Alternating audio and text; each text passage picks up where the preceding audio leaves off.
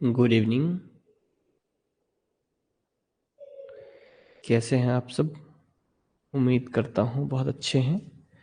सो चलिए, आवाज़ आ रही है, मैंने खुद ही चेक कर लिया। फाइनली आज की क्लास में हम लोगों को डिस्कस करना है दैट इज़ विक्टोरियन कंप्रोमाइज़। ठीक है। और विक्टोरियन कंप्रोमाइज़ में आगे बढ़ने से पहले दो एक बातें थोड़ा सा जो ऐप के साथ कल एक दो स्टूडेंट्स को प्रॉब्लम आ रही है उसको मैं क्लियर कर दूँ। जैसे देखिए, अभी आपको इसमें हैंड रेज का ऑप्शन नहीं दिख रहा होगा। इस समय आप जो भी कमेंट करेंगे वो सबको दिखेगा। ठीक है। जैसे दो लोगों ने गुड इवनिंग लिखा है तो दो लोगों का गुड इवनिंग सभी को दिख रहा होगा। लेकिन जैसे ही मैंने अभी ये हैंड रेज का ऑप्शन ऑन कर दिया है तो अब जो है आपके पास एक कंडीशन रहेगी कि आप जो कुछ भी चैट में लिखेंगे, ठीक है, वो और किसी को नहीं दिखेगा। लिखा होगा आपके पास the message won't be visible to other students. ठीक है। अब की कंडीशन में आप जो है जो भी मैसेज लिखेंगे वो केवल मुझको दिखाई देगा, अन्य किसी को नहीं दिखाई देगा। सेकेंड थिंग इज दैट आप जैसे हैंड रेज करते हैं, ठीक है, जैसे ये देखिए मैंने हैंड रेज का ऑप्शन क्लिक किया तो मेरे पास एक नोटिफिकेशन आया। ठीक।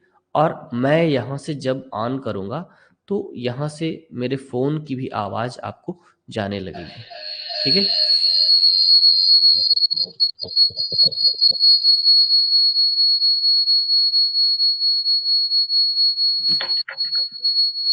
बात समझ में आई कि नहीं? ठीक है। क्योंकि इधर से सीटी बजने लगी थी इसलिए थोड़ा सा मैंने उसको बंद किया। ठीक है। तो मतलब आप माइक ऑन कर, मतलब जब मैं यहाँ से आप हैंड रेज करेंगे मैं यहाँ से ऑन करूँगा आपका माइक, तब कंडीशन में आप बोल करके भी पूछ सकेंगे, ये सुविधा होगी। तो इसमें अब मैसेज अगर किसी को प्रॉब्लम हो रही है देन आप हमें बताइए। होनी नहीं चाहिए क्योंकि मुझे यहाँ पर दिख रहा है कि आप चैट कर सकते हैं। कल एक किसी स्टूडेंट को प्रॉब्लम आ रही थी। ठीक है। अगर अभी भी आ रही है, किरण समझ में आ गया? किरण ने यस सर लिखा तो मामला क्लियर है। ठीक है, मतलब समझ में आ रहा है। ठीक। तो ठीक है, बढ़े आगे। अगर किसी को और प्रॉब्लम होगी तो हमको इधर से लिखेगा। चलिए कंटिन्यू करते हैं।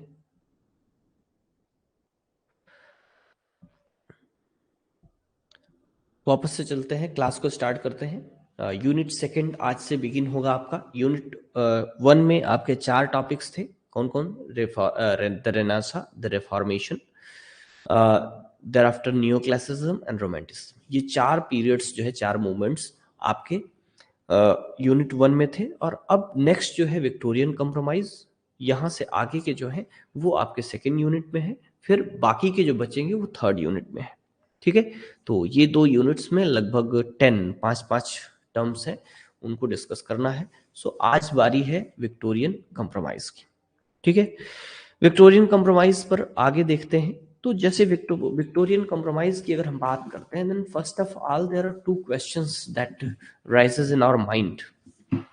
The both questions goes to the two words. ये जो दोनों शब्द हैं इन्हीं में ये बात जाती है कि भाई पहला क्वेश्चन आपके दिमाग में आएगा कि what is Victorian and what is compromise. तो यहीं से बात को शुरू करेंगे। पहला क्वेश्चन आपके सामने है Victorian. Victorian that is period in the history.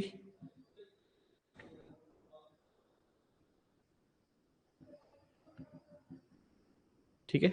That is related to Queen Victoria. ठीक है।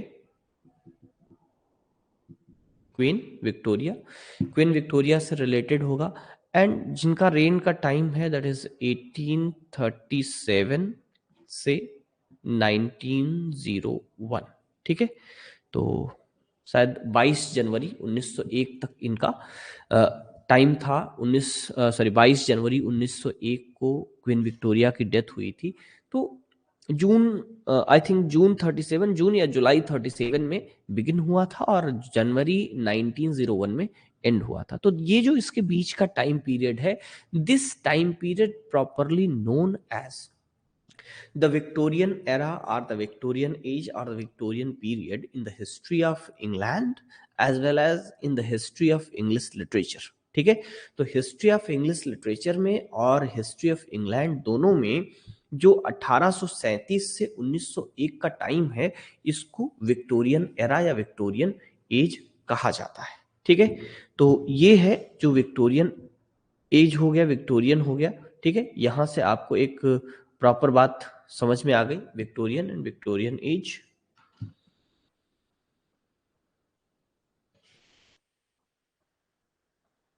एक मिनट, अच्छा ठीक, कोई दिक्कत नहीं, चलिए ठीक है। तो ये जो है, ये वर्ड जो है ये विक्टोरियन है। लेकिन अगर हम लोग एज मूवमेंट की बात करें, एज इज्म की बात करें, विक्टोरियनिज्म की बात करें, या किसी जो इंटेलेक्चुअल मूवमेंट की बात करें, then an intellectual movement is not begun with a particular date, और we can say that a movement do not begun with a particular date. ठीक है, कोई भी विचारधारा है वो किसी एक निश्चित तारीख से नहीं शुरू हो सकती। जैसे हमने कहा कि विक्टोरियनिज्म 1837 में बिगिन हुआ और रोमांटिसिज्म खत्म हुआ, तो इसका मतलब ये नहीं हुआ कि रोमांटिसिज्म खत्म हो गया और विक्टोरियनिज्म जस्ट 37 से स्टार्ट हो गया, ऐसा नहीं है। विक्टोरियनिज्म की जो स्पिरिट थी वो थोड़ा पहले से थी। ठीक है, और जो रोमांटिसिज्म है वो 37 के बाद तक रही। लेकिन चूंकि हिस्ट्री लिखनी है, हम लोग को पढ़ना है, समझना है, तो उसके पर्पस से एक किसी लैंडमार्क ईयर को, किसी लैंडमार्क डेट को लिया जाता है जहां से कोई एज डिसाइड होती है। So Victorian era that begins with the accession of Queen Victoria on the throne of England in 1837 in the month of June, and it ends in 1901 in the month of January when Queen Victoria died. So ये जो 60 साल से अधिक का period है, ठीक है, लगभग हमें लगता है कि ये 63 या 64 साल बनेगा, जो 60 प्लस ईयर्स का टाइम है। these years are known as Victorian era in the history of English literature. ठीक है, हिस्ट्री ऑफ इंग्लिश लिटरेचर में इस पूरे टाइम को विक्टोरियन एरा के नाम से जाना जाता है। And second is what is compromise. ठीक है, द वर्ड कंप्रोमाइज सजेस्ट करता है कि एक बैलेंस।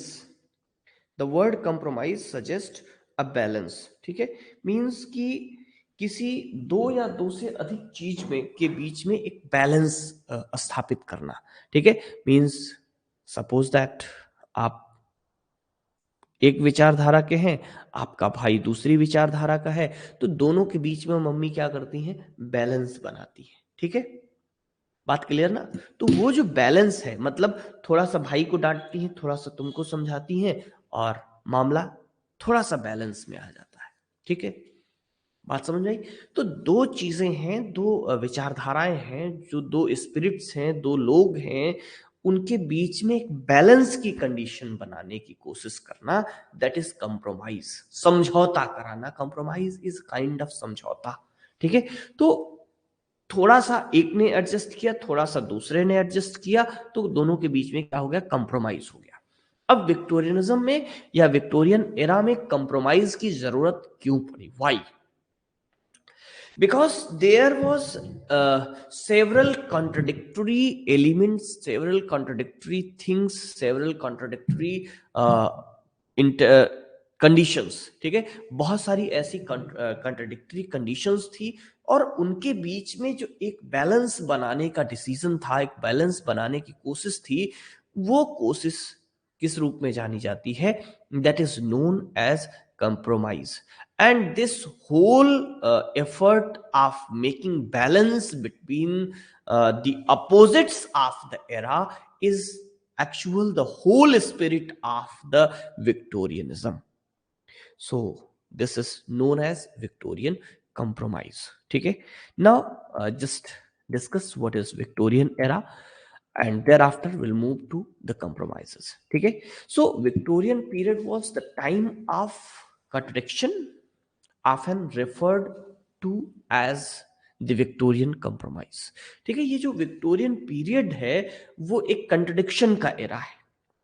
यहां पर लॉट ऑफ कंट्रोडिक्शंस हैं, लॉट ऑफ थिंग्स हैं जो एक दूसरे से कंट्राडिक्ट करती हैं, just like richness and poorness, both were at their peak. The contradiction between men and women, the contradiction between religion and science, ठीक है, ये बहुत सारे कॉन्ट्रडिक्शंस थे और उन कॉन्ट्रडिक्शंस से मिलकर के बना विक्टोरियन एरा। और उसके बीच में एक जो इक्विलिब्रियम लाने की कोशिश थी, एक जो कॉम्प्रोमाइज करने की कोशिश थी, that is known as Victorian compromise. Clear? And thereafter, on the one hand, there was the progress brought about by the industrial revolution, the rising wealth of the upper and middle class, and the expanding power of Britain and its empire. And along with several other things, the time of Queen Victoria is known for limitless progress for Britain. Britain और England के लिए एक limitless progress का time है। थोड़ा सा चीजें blur दिख रही होंगी, बट पढ़ने में आ रहा होगा। ब्लर क्यों दिख रही है मैं समझ रहा हूँ, थोड़ा सा यहाँ पर इंटरनेट स्पीड का इशू है। ठीक है, मुझे लगता है कि जहां पर मैं बैठा हूँ लगभग 50 Mbps की स्पीड यहाँ मैक्सिमम मिलती है, और उस स्पीड में लॉट ऑफ कनेक्शंस घर के लोग भी चला रहे होंगे। ठीक है, मे बी टीवी भी चल रहा होगा, इसलिए थोड़ा सा जो स्पीड का इश्यू है, इसलिए बहुत हाई क्वालिटी में चीज़ें नहीं जा पा रही हैं। थोड़ा सा ब्लर है लेकिन पढ़ने में आ रहा है, ऐसा मुझे यहाँ दिख रहा है। ठीक है, तो काम चल सकता है। ठीक, तो by the industrial revolution, and this was the time of industrial revolution, time of the development of science, time of the development of technology, time of the peak in the British Empire, that is for its colonies, colonization, market, industrial development, and lot of things. And this was the time of the growth of transportation and lot of discoveries. ठीक है, तो ये सब तमाम चीजें थी। ठीक है, ट्रेन व्रेन की भी चर्चा होने लगी थी, स्टीम इंजन बनने लगे थे, सब बहुत सारी चीजें इस टाइम में हुई, and that was the great development. ठीक है, ये बहुत बड़ा डेवलपमेंट था, और इस सारे डेवलपमेंट की वजह से there was lot of prosperity and lot of power. But along with this, there was rising in the wealth of two classes, that is upper class and the middle class. But जितनी wealth upper और middle class की बढ़ रही थी, the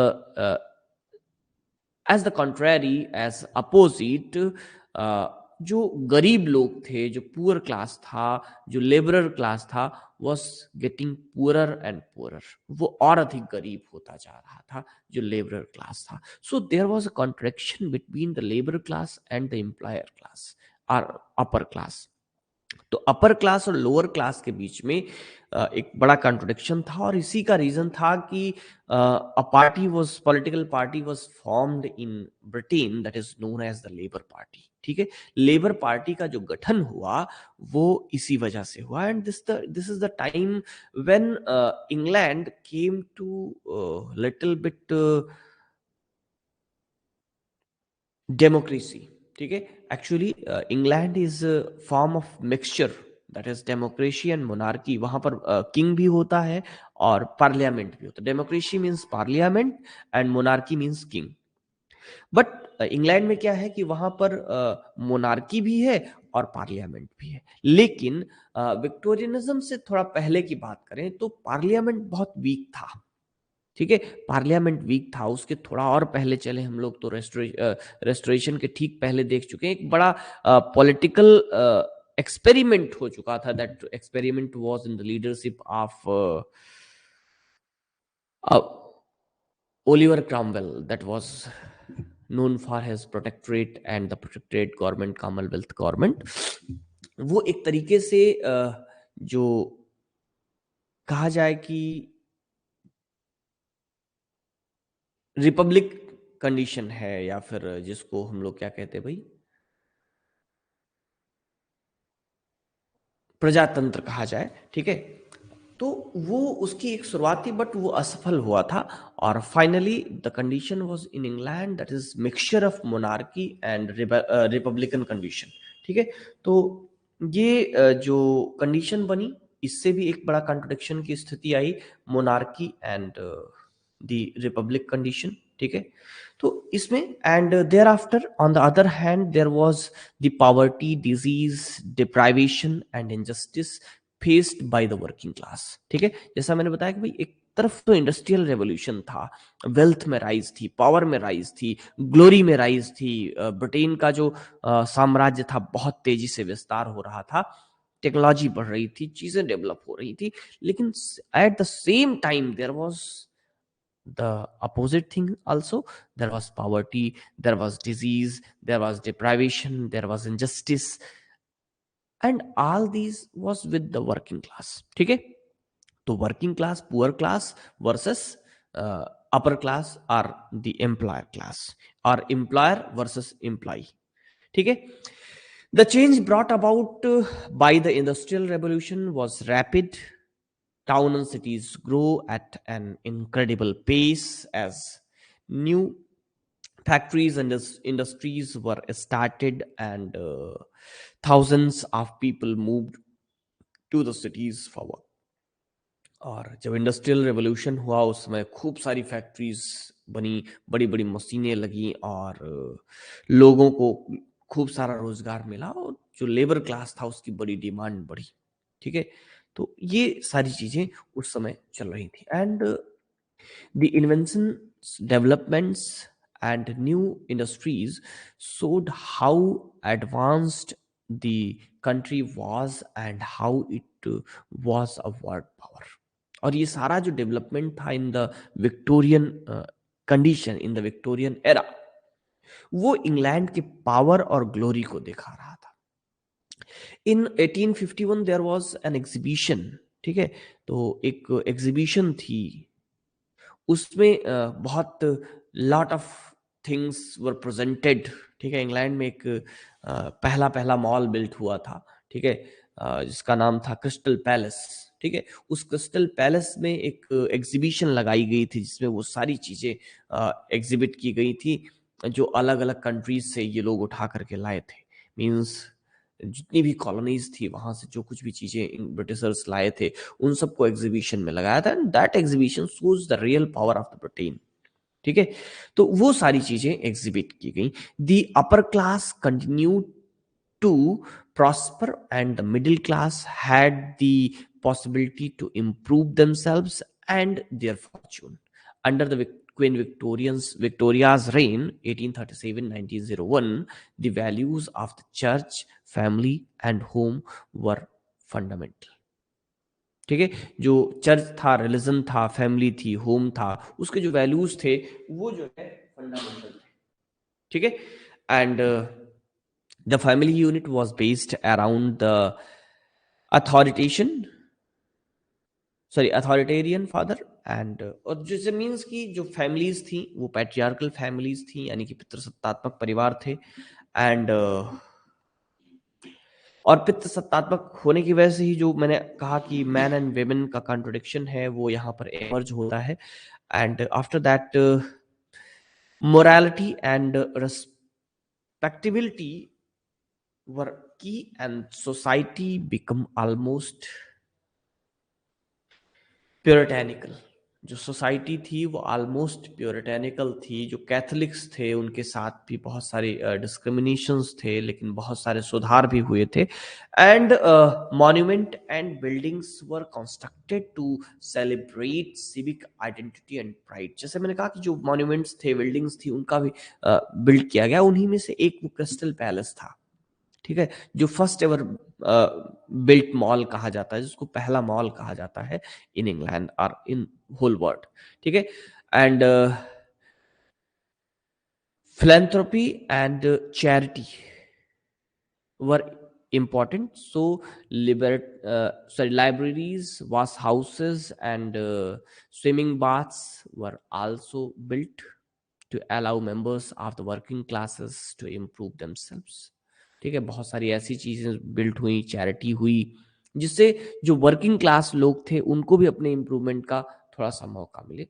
तो मैंने बात की बैलेंस की बात, ठीक है, जो एक गैप बढ़ रहा था, जो रिफ्ट बढ़ रही थी, उस रिफ्ट को घटाने की भी कोशिश की गई कि भाई अमीर और अमीर हो रहा था, गरीब और गरीब हो रहा था, लेबर क्लास और एम्प्लॉयर के बीच में कॉन्ट्रडिक्शंस बढ़ रहे थे, तो उसको कम करने की भी कोशिश हुई। However in reality this was hardly possible, but ये जो कॉम्प्रोमाइज है वो बड़ा मुश्किल था, बहुत पॉसिबल कंडीशन नहीं थी। And the morality rate, disease and deprivation faced by the working classes in Victorian towns and cities across the country were some of the worst in the civilised world. ठीक है, उस समय की जो worst condition थी, जो deprivation था, जो डिजीज की कंडीशन थी, ठीक है, उसी में बीच में एक महामारी, सॉरी महामारी नहीं कह सकते उसको, अकाल कह सकते हैं, दैट वाज अ फेमाइन। ठीक है, एक अकाल भी पड़ा था, तो उसमें जो वर्किंग क्लास थे उनकी जो कंडीशन थी that was very pathetic condition, and this pathetic condition was depicted by the realist writers like Charles Dickens and others. ठीक है, चार्ल्स डिकेंस और अन्य जो नॉवलिस्ट थे उस समय के, जो रियलिस्ट नॉवलिस्ट थे, उन्होंने इन सारी चीजों को बहुत बाकायदे डिपिक्ट किया है। ठीक है, and people were force to live in overcrowded rooms, in degraded slum with a lack of hygiene. Young children were forced to work, for example, in textile mills, mines, and as chimney sweepers. And poverty and debt were considered crimes to be punished with imprisonment. ठीक है, जो poverty थी और जो डेब्ट था उसको एक तरीके से क्राइम माना जाता था, और उसका जो पनिशमेंट होता था वो इम्प्रिजनमेंट होता था। आपको याद होगा कि जब हम लोगों ने जो है ओलिवर ट्विस्ट पढ़ा था, चार्ल्स डिकेंस की लाइफ डिस्कस की थी, तो ये पढ़ा था कि चार्ल्स डिकेंस के जो पेरेंट्स थे उनको इम्प्रिजनमेंट दे दिया गया था, ठीक है, टावर प्रिजन में। और उस इम्प्रिजनमेंट का रीजन यही था कि उन्होंने अपनी जो डेब्ट थी उसको चुका नहीं पाए थे, जो उनके ऊपर ऋण था, जो उनके ऊपर कर्ज था, उसको वो चुका नहीं पाए थे।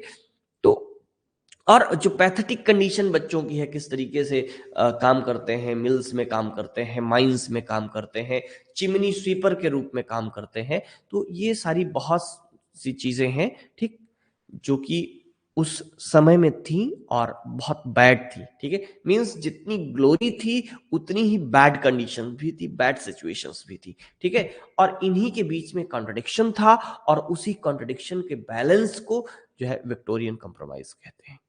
It is clear that the moral beliefs and values of Victorians were not reflected in the reality of the society around them. ठीक है, लेकिन जो सोसाइटी थी वहाँ की, the then society, so called high class society, उस society में वो चीज़ें जो है उतना प्रेजेंट नहीं की जाती थी। ठीक है, nonetheless the contradiction meant many reforms fought to improve and change conditions for the working and lower classes, particularly in areas such as health and education. लेकिन उसके साथ साथ जैसे बैड सिचुएशंस थी, तो उसके साथ साथ एक रिफॉर्म की कंडीशन भी अपनाई गई। ठीक है, और रिफॉर्म में स्पेशली दो क्षेत्रों में, in the health and in education. ठीक है, इन दो एरियाज में रिफॉर्म भी किए गए, जिससे जो लोअर क्लास है, जो वर्किंग क्लास है, उनकी कंडीशंस बेटर हो सके। ठीक है, अब मेनली 5 कॉन्ट्रडिक्शंस की बात हम लोग करेंगे, and that were known as compromises. And the first one is compromise between the rich and the poor.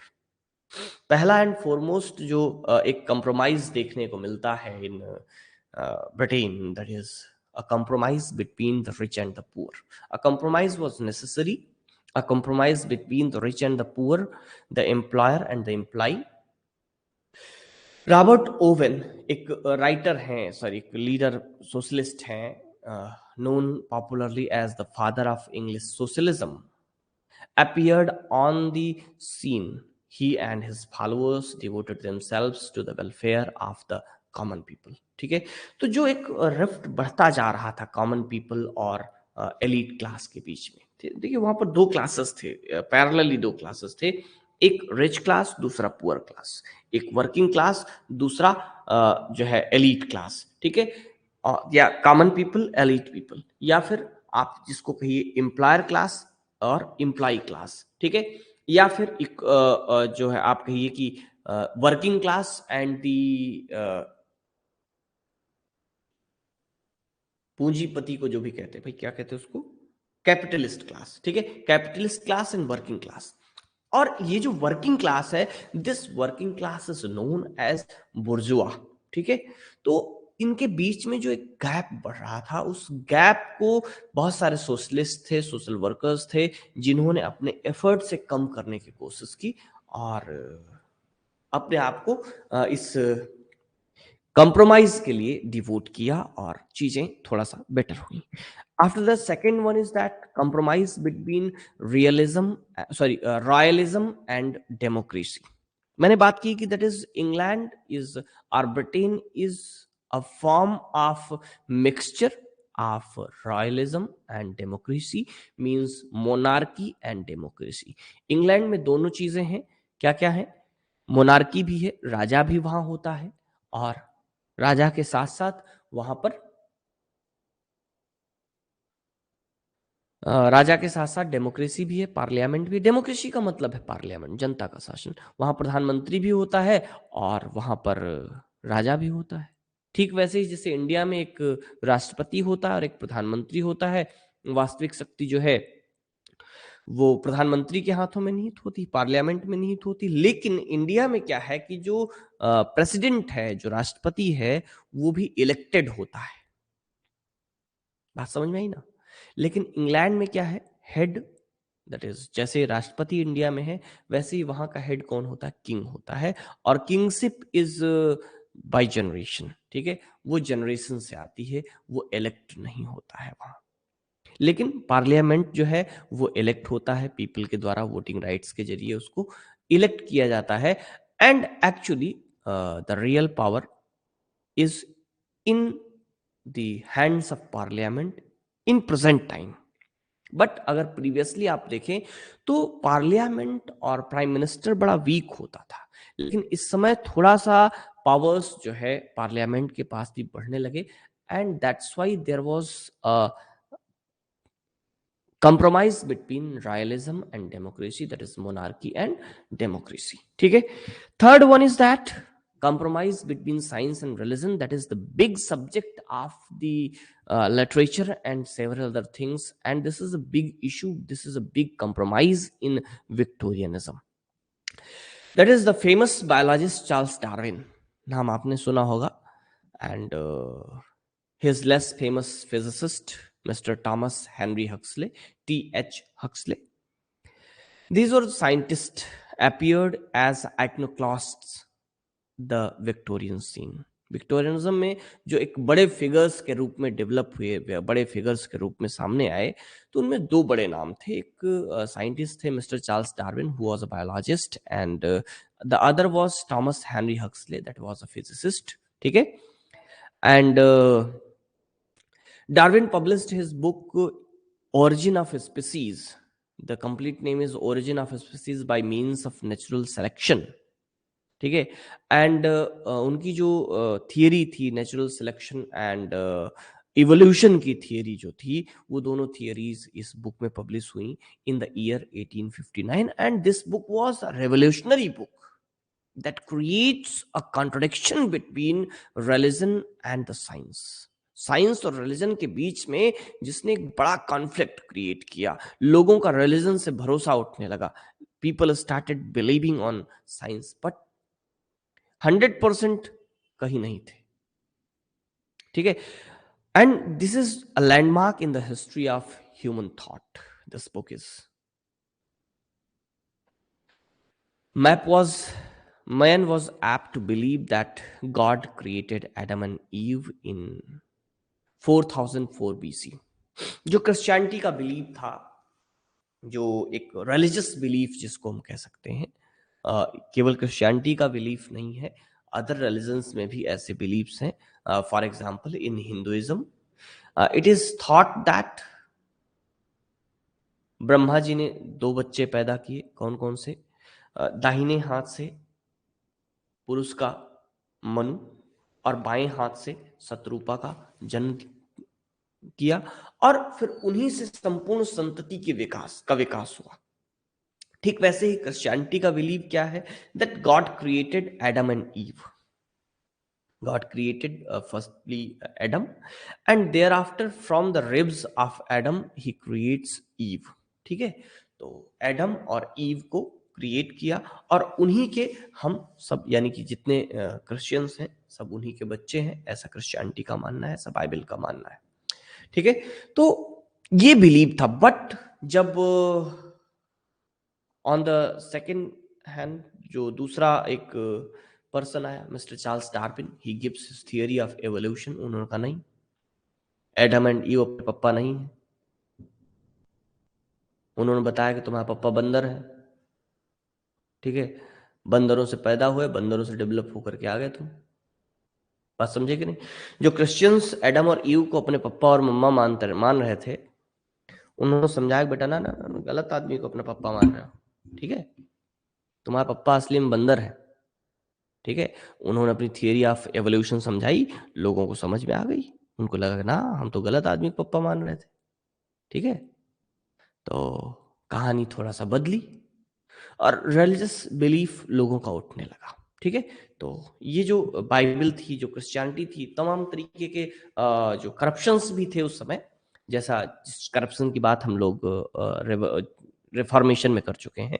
ठीक है, एंड वो चीज़ें डेवलप हुई और एक कॉन्ट्रडिक्शन डेवलप हुआ बिटवीन साइंस एंड रिलीजन, और ये बड़ा प्रोमिनेंट था in England at that time, और ये लिटरेचर में भी खूब देखने को मिलता है, और रिलीजियस मूवमेंट्स के माध्यम से भी इस पर काम हुआ कि दोनों के बीच में एक बैलेंस बनाया जाए, साइंस और रिलीजन दोनों को बैलेंस किया जाए, उसकी कोशिश हुई। और एक नॉवेलिस्ट है मिस्टर जॉर्ज गिजिंग, उनकी एक नावल है that is born in exile. उस नावल का एक कैरेक्टर है जो एक बहुत फेमस स्पीच है, बात कहता है, what we have to do is to reconstruct a spiritual edifice on the basis of scientific revelation. Actually ये बात कहने वाला जो कैरेक्टर है वो एक क्लर्जी है। क्लर्जी मीन्स एक रिलीजियस पर्सनालिटी है, चर्च से जुड़ा हुआ आदमी। कहता क्या है? That is what we have to do, हमें क्या करना है, इज टू रिकॉन्स्ट्रक्ट, हमें फिर से रिकॉन्स्ट्रक्ट करना है। क्या रिकॉन्स्ट्रक्ट करना है? A spiritual edifice. स्पिरिचुअल मतलब आध्यात्मिक, एडिफाइस का मतलब होता है शानदार भवन, एक महल बनाना है। कैसा महल हो? अध्यात्म का महल हो। किस पर बनाना है? On the basis of the scientific revelation. और उस महल की जो नींव होगी, जो बेसिस होगी, वो साइंटिफिक रेवलेशन होगा, यानी कि धर्म को अब विज्ञान सम्मत बनाना है, वैज्ञानिक अध्यात्मवाद की बात कर रहे हैं। ठीक है, and the speaker is a clergy man, और जो स्पीकर है वो क्लर्जी मैन है। मीन्स कि there was thought in the religious field, religious background, कि किसी ना किसी तरीके से साइंस को रिलीजन के साथ जोड़ करके रिलीजन को बचाना है। And he continues, the result of science are the divine message of our age. और वो इस बात को एक्सेप्ट करता है कि ये जो साइंस के रिजल्ट्स हैं, ठीक है, बिकॉज साइंस का रिजल्ट एकदम लॉजिकल दिखता है। ठीक है, आपको साइंस में इलॉजिकल चीजें ना के बराबर मिलेंगी। ठीक है, कुछ ऐसे क्वेश्चन साइंस के हो सकते हैं जिसका आंसर साइंस ने ना दिया हो। ठीक है, नेचुरल साइंसेस में ऐसे बहुत सारे अनुत्तरित प्रश्न हैं, लेकिन science is more rational than religion. Religion की अपेक्षा बहुत ज्यादा रैशनल है साइंस। आज भी आप कथाएं सुनते हैं, ठीक है, और भी बहुत सारी चीजें होती हैं, तो उनमें रिलीजियस चीजों में आप किसी भी मतलब मैं किसी पर्टिकुलर रिलीजन की बात नहीं कर रहा, किसी भी रिलीजन की आप बात करिए, तो वहां पर एक कंडीशन सीधी सीधी सी है कि अगर आप लॉजिक लगाएंगे तो वो रिलीजन की कहानियां, वो चीजें फेल हो जाएंगी। ठीक है, बहुत सारी ऐसी चीजें हैं रिलीजन में जिसका कोई लॉजिक नहीं है, इलॉजिकल है। ठीक है, तो आगे क्या कहते हैं? फिर से वो बात को कहता है कि भाई ये जो साइंस का रिजल्ट है वो एक्चुअली एक डिवाइन मैसेज है। कब का? इस एज का, उस समय का, आफ्टर विक्टोरियन एज, उस विक्टोरियन एज का जो डिवाइन मैसेज है वो रिजल्ट ऑफ साइंस है। And less of Saint Paul and more of Darwin, less of Luther and more of Herbert Spencer. Herbert Spencer is a scientist. तो ये कह रहे हैं भाई Saint Paul and Martin Luther both are religious persons. कह रहे कि भाई जो सेंट पॉल हैं और मार्टिन लूथर हैं उनकी बातें कम डिवाइन है आज के लोगों के लिए। उनकी बातों पर लोग अब कम भरोसा करेंगे। भरोसा किस पर करेंगे? भरोसा डार्विन पर करेंगे, भरोसा हर्बर्ट स्पेंसर पर करेंगे, भरोसा साइंस पर है लोगों को, ना कि रिलीजन पर। और इस बिलीफ को बचाना है और उसके लिए क्या करना है? We have to reconstruct an edifice, an spiritual edifice that was that should be on the basis of scientific revelation. And इसी के साथ एक मूवमेंट भी आया जिसको ऑक्सफोर्ड मूवमेंट कहा जाता है, जिसको ट्रैक्टेरियन मूवमेंट कहा जाता है। And there were 3 persons in the movement, Thomas Newman, John Keble and William Percy. ठीक है, ये तीनों नाम लिखे हुए हैं, John Keble and Newman, Keble and Percy. पूरा नाम है Thomas Newman, John Cable and William Percy. 3 eminent persons of Oxford mode a serious attempt to recover the lost religious tradition. ठीक है, जो रिलीजन में नुकसान हुए थे, जो धर्म में नुकसान हुए थे, जो चीजें लॉस्ट हो गई थी, उनको रिकवर करने की कोशिश, जो एक ऑक्सफोर्ड मूवमेंट चला उसको ट्रैक्टेरियन मूवमेंट भी कहते हैं। ट्रैक्टेरियन मूवमेंट इसलिए कहते हैं कि ट्रैक्टर का मीन्स होता है गुटका, छोटे फॉर्म की बुक्स। मीन्स की जो बाइबल थी और जो रिलीजियस वर्क्स थे, उनके यहाँ तो एक ही किताब है बाइबल। ठीक है, बाइबल के अलावा जो सब सरमन्स हैं, तो सरमन्स और जो बाइबल्स हैं, जो रिलीजियस बुक्स हैं, उनके छोटी छोटी बुक्स के फॉर्म में लोगों ने पब्लिश किया, उसको लोगों तक पहुंचाया, लोग पढ़ें, रिलीजन को समझें और देखें। तो ऑक्सफोर्ड मूवमेंट ने थोड़ा सा उस डैमेज को रिपेयर करने की कोशिश की and try to make balance between science and religion. Some scientists could not come to terms with religion, and some orthodox religious men looked upon science as an anathema. There were, however, men and women who could blend the two apparently incredible forces. ठीक है, तो बहुत सारे ऐसे Orthodox religious people थे जो science को नकारते थे, और बहुत सारे ऐसे साइंटिस्ट थे जिन्होंने रिलीजन को नकार दिया था। लेकिन ऐसे बहुत सारे लोग थे जिन्होंने इन दोनों जो चीजें हैं इनको थोड़ा सा बेंड करने की कोशिश की और थोड़ा सा एक कंप्रोमाइज लाने की कोशिश की, बैलेंस बनाने की कोशिश की दोनों के बीच में। और उन्हीं में बहुत सारे थे literary persons. And will start with the poet Robert Browning. Robert Browning is known as an optimist. ठीक है, 3 पर्सन्स हैं, 3 poets, Browning, Tennyson and Matthew Arnold. Robert Browning is an staunch optimist. आपने इनकी पोएम पढ़ी होगी. ठीक है, तो एक स्टांच ऑप्टिमिज्म आपको देखने को मिलता है. एंड आपने हार्डी को, सॉरी, आर्नल्ड को पढ़ा होगा. Arnold is little bit pessimist. He says his wife and his beloved that love, let us be true. The word is without help, without pain, without peace. जो ये दुनिया है, ये जो संसार है, इसमें जो पीस है, जो खुशियां हैं, वो सब खत्म हो गया है. आर्नल्ड की डावर बीच पढ़ी होगी आपने. तो एक पेसिमिज्म है आर्नल्ड में. और browning is an staunch optimist, बहुत बड़ा ऑप्टिमिस्ट है browning. And Tennyson is actually the balance between the two. He is neither too optimistic, neither too pessimistic. He makes a balance between the two. So start with Browning that he's an incredible optimist, had an unshaken faith in human values. इनका जो human values में faith है वो बहुत अनसेकन है, उसको हिलाया नहीं जा सकता. Hope, faith, courage and God are the 4 pillars on which the philosophy of life rests. ठीक है, जो फिलॉसफी ऑफ लाइफ है उसके 4 पिलर है. एक है होप, उम्मीद, आशा. आशा बलवती राजन. उम्मीद जिंदा है तो इंसान जिंदा है, नहीं तो क्या ही. फेथ, भरोसा, विश्वास, करेज, साहस और God. These are the 4 pillars of philosophy of life. और इन चारों को बैलेंस में होना चाहिए. This is the thinking of Robert Browning. And he in his poem Rabi Ben Ezra, he says, trust God, see all, nor be afraid. वो कहता है कि भाई ईश्वर पर भरोसा रखो, सब कुछ देखो और घबराओ नहीं. And in his another poem Pippa passes, the character Pippa sings a song and the line is, God is in his heaven, all is right with the world. ठीक है, ईश्वर अपने स्वर्ग में है और इस संसार के साथ सब कुछ ठीक ठाक है. And another poem that is Abt Vogler,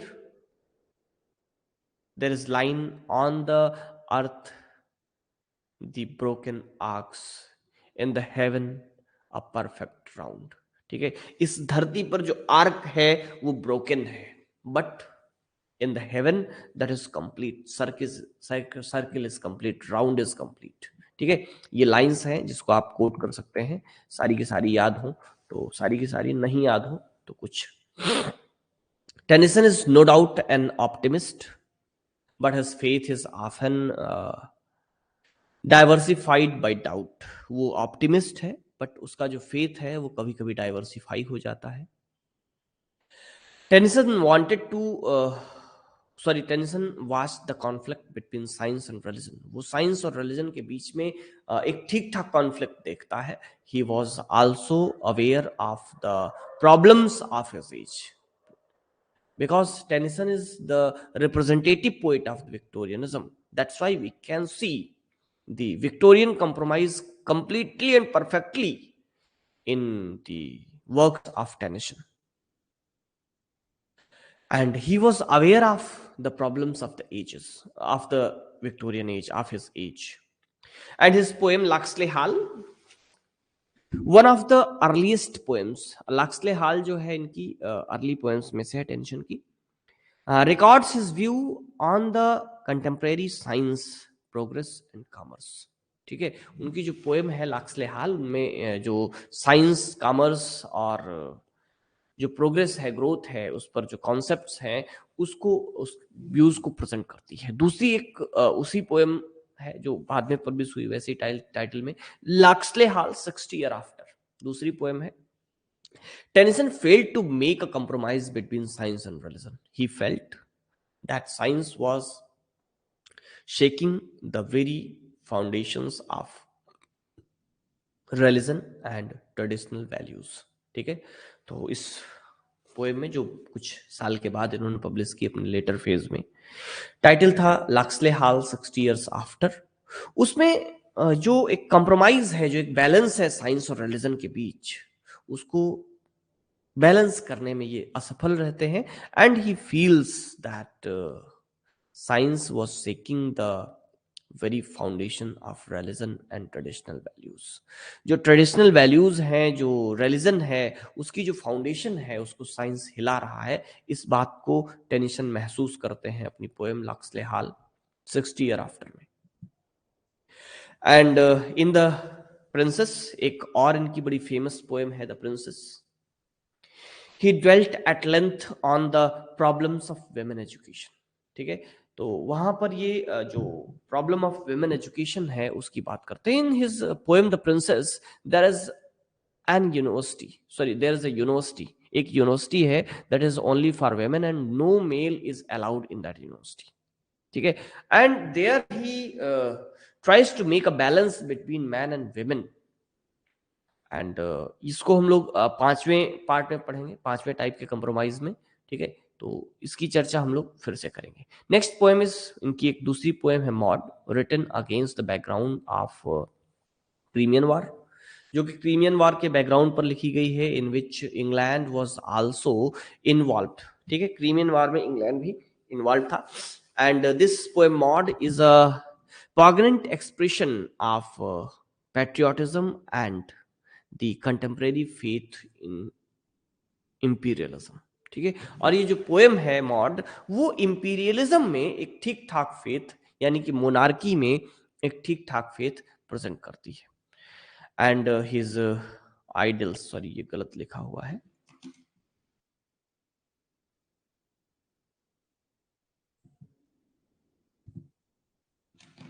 ठीक है, the Idylls of the king, ठीक है, ये इनकी पोएम है।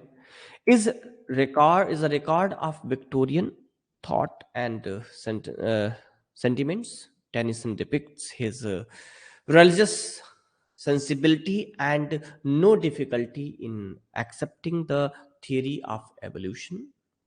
In the Idylls of the King he proclaimed. शायद ये पोएम आपने थोड़ी बहुत पढ़ी भी हो, और बहुत फेमस लाइन है।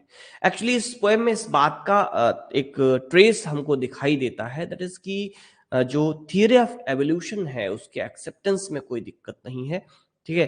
एंड वो जो रिलीजियस एक सेंसिबिलिटी है वो इस बात की तरफ झुकती है कि वो जो साइंटिफिक थिंग है उसको जो है एक्सेप्ट करने की कोशिश करता है। That's why here in the poem the Idylls of the King there is a clear compromise between science and religion.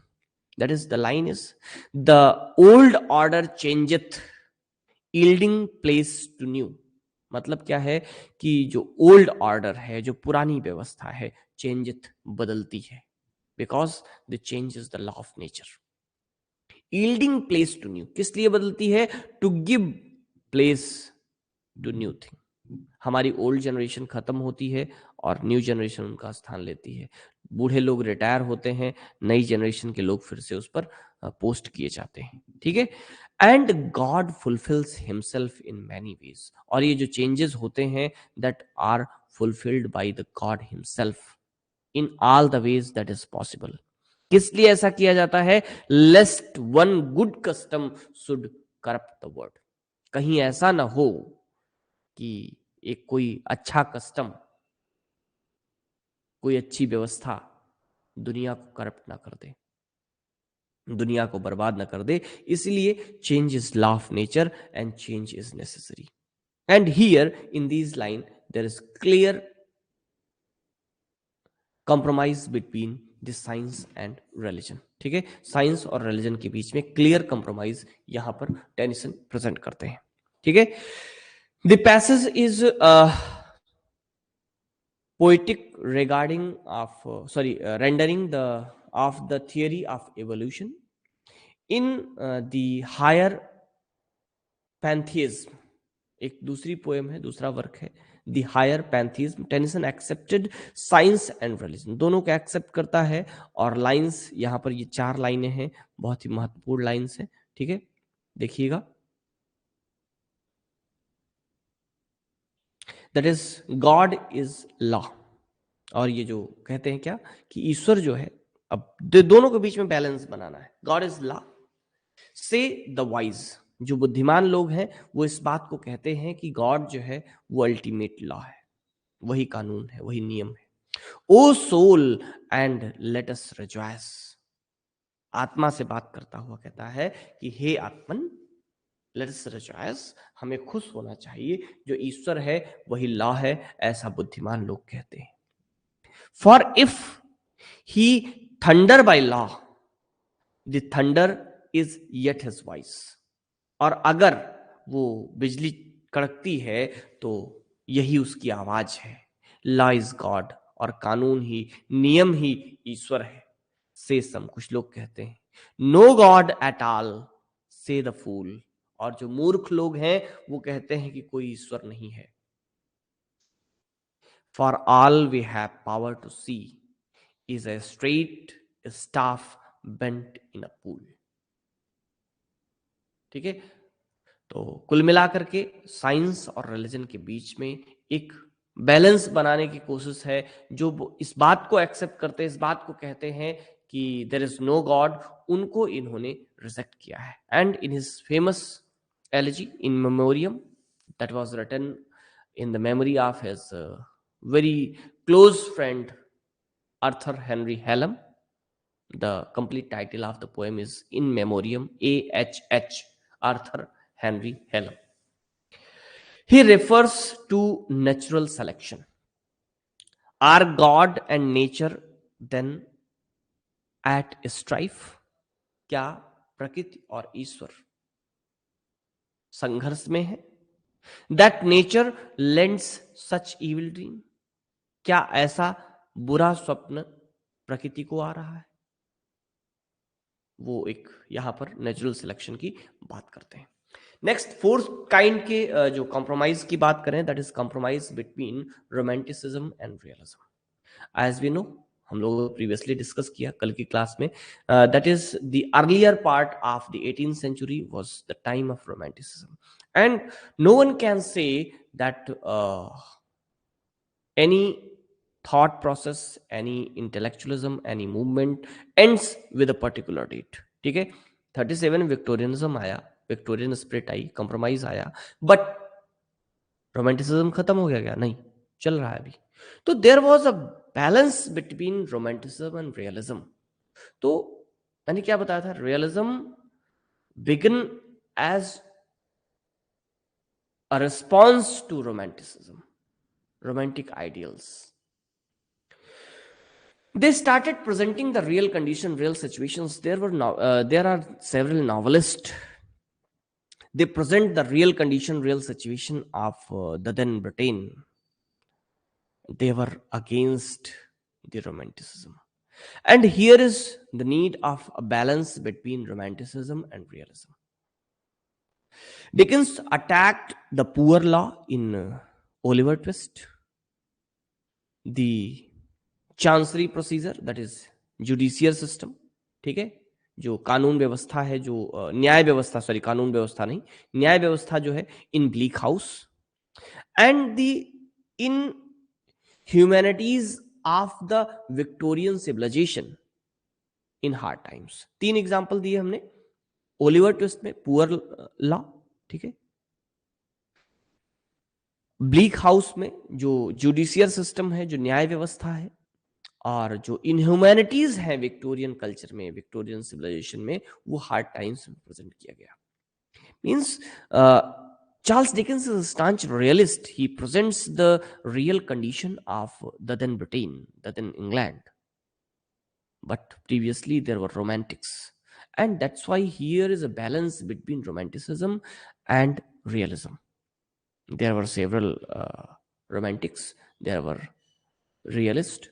ठीक है, तो there was William Wordsworth till 1850s, and there was Charles Dickens, who was a staunch realist.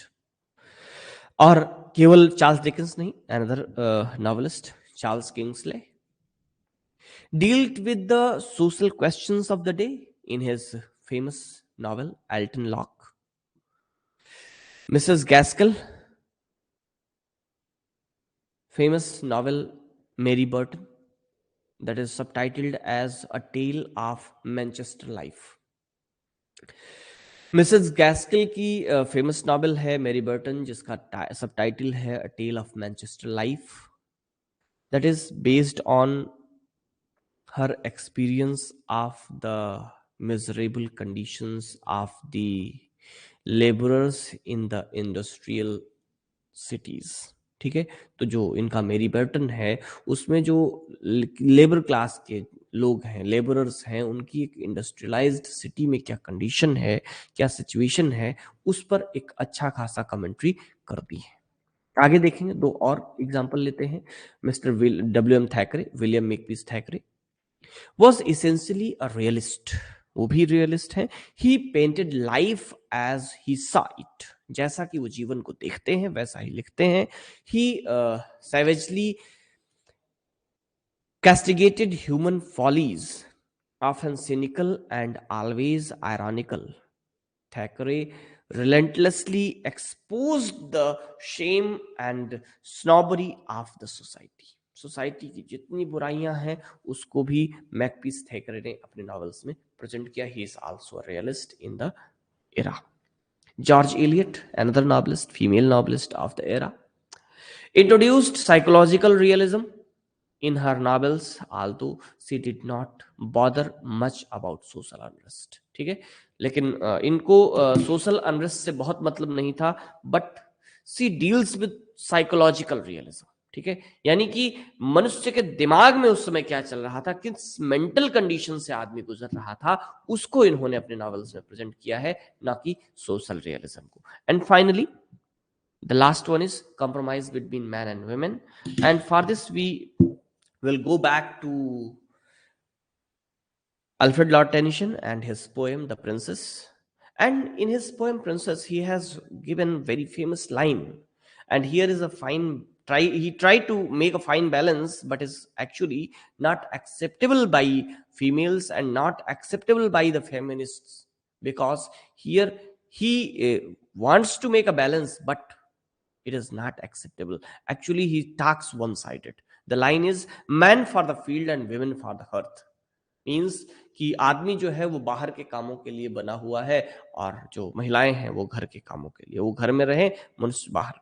Man for the sword and for the needle she. और जो ये मनुष्य है, जो पुरुष है, वो तलवार के लिए है, यानी कि तलवार जो है वो पुरुष पुरुष के लिए है. जो भारी काम, जो बड़े काम हैं, वो पुरुष के लिए हैं, और जो नीडल है, जो सुई है, ठीक है, हाउस होल्ड वर्क्स हैं, उसके लिए महिलाएं हैं. Man with the head and women with the heart. मनुष्य के पास दिमाग है, सॉरी मनुष्य कह रहे हैं, पुरुष के पास दिमाग है और महिलाओं के पास दिल है. And man to command and women to obey. आखिरी लाइन ये जो है, ये सबसे ज्यादा कंट्रोवर्शियल है फॉर द फेमिनिस्ट्स. ठीक है, एंड ऑल एल्स कंफ्यूजन. कह रहे हैं इसके अलावा जो कुछ भी है सबका सब कंफ्यूजन है. ठीक है, he try to make a balance but not justified. ठीक है, no feminist will accept this thing that women is made for the needle, women is made for household works. ठीक है, तो ऐसा नहीं पॉसिबल है. सो उन्होंने ट्राई किया, but there was no balance. ठीक है, even in Victorian era women has no voting rights. ठीक है, वोटिंग राइट्स आकर के 20th सेंचुरी में मिलता है महिलाओं को. ठीक, तो ये एक कंप्रोमाइज करने की कोशिश करते हैं. This is whole Victorianism and Victorian compromise. ठीक है, तो एक विक्टोरियन कंप्रोमाइज पर हमने नोट्स अपलोड किया है, लेकिन ये जो पीपीटी आपके सामने दिख रही है, इसको भी हम जो है पीडीएफ फॉर्म में अपलोड कर देंगे, जिससे आप लोगों को थोड़ा सा इजी हो जाएगा. अब बात कर लें थोड़ा सा, आपका कोई क्वेश्चन, आपका कोई डाउट. ठीक है, चलिए कुछ कुछ. एक अजीत कुमार है, क्या लिखा है sir, who wrote this man and women. हाँ भैया लिख लो, मैं लिख दूं इस पे. टेनिशन, टेनिशन, टेनिशन किसमें, द प्रिंसेस, द प्रिंसेस. ठीक है, बात समझ में आ गई. प्रिंसेस पोएम का नाम है, अल्फ्रेड लॉर्ड टेनिसन पोएट का नाम है. ठीक है, तो ये कहानी कुल मिलाकर के आपके सामने. ठीक, 12th में, हाँ 12th में पढ़ी थी. ठीक, बिल्कुल, आइडल्स ऑफ द किंग. तो ये इतनी बातें थी. अब बारी है आपके क्वेश्चंस की. If you have any doubt, if you have any question, just it's time to you. देखिए, क्वेश्चन अगर किसी के पास है तो जस्ट आप हैंड रेज कर दें, जिससे क्या होगा कि हम आपके लिए इंतजार कर लेंगे. ठीक है, और नहीं तो क्या होगा कि हम क्लास को समअप करने की कोशिश करेंगे. हैंड रेज पर आप क्लिक कर सकते हैं फटाफट.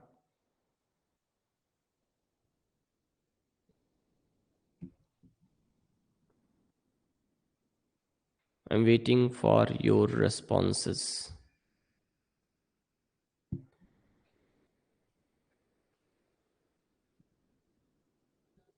अच्छा, किरण के पास कोई क्वेश्चन नहीं है. Very good, thank you. I think किसी के पास कोई क्वेश्चन नहीं है। नेक्स्ट क्लास हम लोग कल संडे है, क्योंकि हमें लगता है कि यूनिवर्सिटी नहीं जाना रहता है, तो सब लोग संडे भूल जाते हैं। एक्चुअली संडे का टाइम हम थोड़ा सा फ्री रखना चाहते हैं, इसलिए संडे की क्लास नहीं लेते हैं, क्योंकि बहुत सारे ऐसे काम होते हैं जो हम संडे के लिए वादा करके रखते हैं। ठीक है, जैसे मैंने घर पे भैया से कुछ काम ऐसे हैं जिनके लिए वादा कर रखा है कि संडे को कर देंगे, और गुरुजी से हम करीब 6 महीने या 7 महीने से नहीं मिले हैं। तो गुरुजी, गुरु माता और गुरु भाइयों बहनों को सबको मैंने वादा कर रखा है संडे, और तब से कितने संडे बीत गए मैं खुद भी नहीं जानता। सो कल कोई क्लास नहीं होगी, ठीक है। मंडे को क्लास होगी, और मंडे को हम लोग नेक्स्ट टॉपिक पर चर्चा करेंगे। और अगला जो टॉपिक है वो है दैट इज प्री रैफेलाइट मूवमेंट। ये भी विक्टोरियन एज का ही एक पार्ट है, विक्टोरियन एज का ही एक मूवमेंट है। इस पर हम लोग की अगली चर्चा होगी, ठीक है, प्री रैफेलाइट मूवमेंट। ठीक, तो मंडे को मिलेंगे शाम के 7 बजे। कल आप लोग भी जो पीछे पढ़ चुके हैं उसको रिवाइज करिए, और हम भी कुछ और काम निपटा लेंगे। और स्टोरीज जो हैं आपकी, उनकी पीपीटी बना रहे हैं, उनका कंटेंट प्रिपेयर कर रहे हैं। लगभग 3 स्टोरीज का आज हमने कंटेंट बना लिया है, 6 और बची हैं। उन 6 का भी बना करके उनको एक साथ रिकॉर्ड करके बारी बारी से हम अपलोड कर देंगे, तो वो रिकॉर्डिंग में आपको मिलेंगी, वो लाइव में नहीं रहेंगी। एंड ये थर्ड पेपर खत्म होने के बाद हम लोग आपके जो 2 बचे हुए ड्रामाज हैं, ठीक है, उन पर चर्चा करेंगे, उन पर मूव करेंगे। आज के लिए इतना ही, मिलेंगे मंडे को नई क्लास में नए टॉपिक के साथ। नमस्कार, जय हिंद। कोविड फिर से आ रहा है, थोड़ा सा खुद भी सावधान रहें, घर में अपनों का ख्याल रखें, कम से कम निकलें, जरूरत के हिसाब से निकलें तो थोड़ा सा मास्क, सफाई और हाथ धोने आदि की व्यवस्था का थोड़ा सा ध्यान रखें, और अगर आवश्यकता ना हो तो ना निकलें। बस इतनी सी बातें। सभी स्वस्थ रहें, सभी खुश रहें, मस्त रहें। यही जिंदगी है, जिंदगी का यही रहस्य है। फिर मिलेंगे, नई बात करेंगे। नमस्कार, जय हिंद।